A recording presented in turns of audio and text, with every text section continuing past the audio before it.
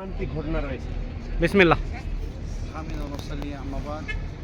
সম্মানিত মুতাবিনীগণ, আজকে যে জায়গাটায় এখন দাঁড়িয়ে আছি, এই জায়গাটার একটা বৈশিষ্ট্য আছে। এই জায়গাটা একটা বিরাট বড় মর্মান্তিক ইতিহাস আছে। এটা কুয়া।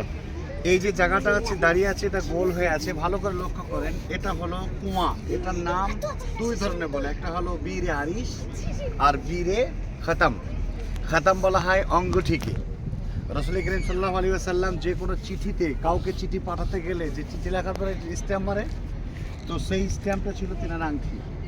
মুহাম্মদ সাল্লাল্লাহু আলাইহি ওয়াসাল্লাম এই জায়গায় দাঁড়িয়েছিলেন, আর এই জায়গায় দাঁড়িয়েছিলেন হযরত আবু বকর, আর এর বামে ছিলেন হযরত ওমর, সামনে ছিলেন হযরত ওসমান।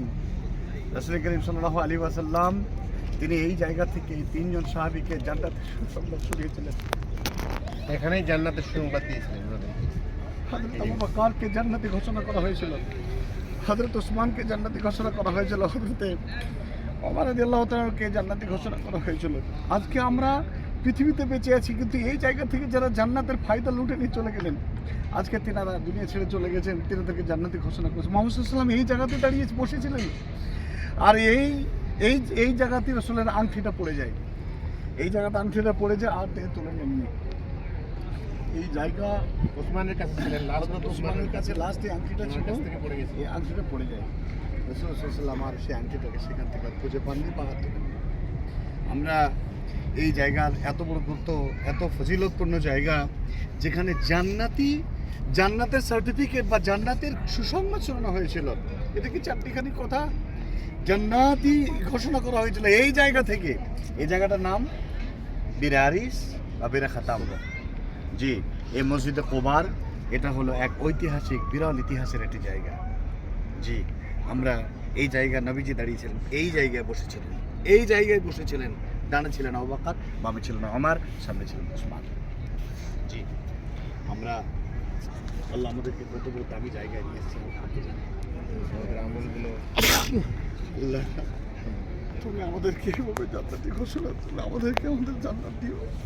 আল্লাহুম্মা ইন্না নাসআলুকাল জান্নাতাল ফিরদাউস। আল্লাহ, তুমি আমাদেরকে সকলকে জান্নাতের মেহমান বানাও। আল্লাহ, আবু বকর, ওমর, ওসমান এখানে জান্নাতি হিসেবে সার্টিফিকেট পেয়ে গেলেন। আমরা যেন মসজিদে কুবা থেকে জান্নাতি হয়ে যেতে পারি। আল্লাহ আমিন। রব্বুল আলামিন রাসূল বলেছেন, কেউ যদি পবিত্র হয়ে 2 রাকাত মসজিদে কুবাতে সালাত আদায় করে, তাহলে এটা উমরা করার সময়টা কি অর্জন করবে। আল্লাহু আমিন। আবু বকর নেই, ওসমান নেই, আলীও নেই, ওমরও নেই, মুহাম্মদ সাল্লাল্লাহু আলাইহি ওয়াসাল্লাম নেই। তাদের স্মৃতিসৌধ বেঁচে আজকে আছে, সেই স্মৃতিসৌধ আজও বেঁচে আছে, কিন্তু মানুষগুলো নেই। তারা এই জমিন থেকে তেনারা উপকৃত হলেন, জান্নাত পেলেন, জান্নাতের সুসংবাদ পেলেন। আপনারা এসেছেন ইন্ডিয়া থেকে, আপনাদের কাছে আমার অনুরোধ, দুনিয়া কি কারণে এসেছেন, কিসের জন্য দুনিয়া এসেছে? দুনিয়া তো মূলত এসেছে আমরা জান্নাত পাওয়ার জন্য, আল্লাহর সন্তুষ্টির জন্য। এখান থেকে জান্নাত অর্জন করতে হবে। যদি এখান থেকে জান্নাত অর্জন না করতে পারি, 16 আনা জিন্দেগি বৃথা, 16 আনা দুনিয়াটা আমাদের জন্য বৃথা।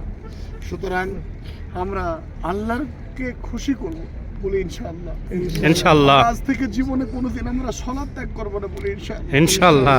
আমরা কোনোদিন আজকের তারিখ আমরা জামাত পরিত্যাগ বাড়িতে অহেতুক বসে থেকে করবেন ইনশাআল্লাহ। যে সময়টুকু আমরা হোটেলে থাকবো, আমরা মসজিদ নববীতে আমাদের শেষ জীবনের চাওয়া পাওয়াটা, যেমন জানি না আর জীবনে কেউ এখানে আসতে পারবো কিনা, এটাই আমার জীবনের শেষ পাওয়া হিসাবে আমরা প্রার্থনা করে যাব। আমরা বাড়ি ফিরতেও পারি, নাও ফিরতে পারি, সন্তান সম্পদ সব পড়ে থাকবে, প্রাণ পাখিটা উড়ে যাবে আল্লাহর কাছে, আর তার শেষ আমলটুকু আল্লাহ দেখবেন। আর প্রথম যে বিচারটা হবে কবরে, সেটা হলো সলাৎ। আর সলাৎ যদি কারো ভিতরে না থেকে থাকে, তাহলে তার কিচ্ছু থাকবে না, কিচ্ছু নেই, তার মতো মুফলেস আর কেউ নাই। প্রিয় ভাই সকল, সম্মানিত মা বোনেরা, আপনাদের কাছে আমার অনুরোধ, আল্লাহ তাবারক ওয়া তাআলার সন্তুষ্টি অর্জন করে আমরা যেন যেতে পারি। আমরা মুহাম্মদ সাল্লাল্লাহু আলাইহি ওয়াসাল্লামের স্মৃতি বিজড়িত জায়গা থেকে আমরা শিক্ষা নিয়ে আমরা এখান থেকে যাব। আল্লাহ তুমি আমাদেরকে নেক আমলগুলো তুমি কবুল করে নাও। আমিন। আল্লাহ তুমি আমাদের নেক হায়াতে তৈয়বা তুমি দান করো। আমিন। বারাকাল্লাহু ফিক ফি হায়াতি হাসানা মিজানাতিক শুকরান জাজিলা। আসসালামু আলাইকুম ওয়া রাহমাতুল্লাহ।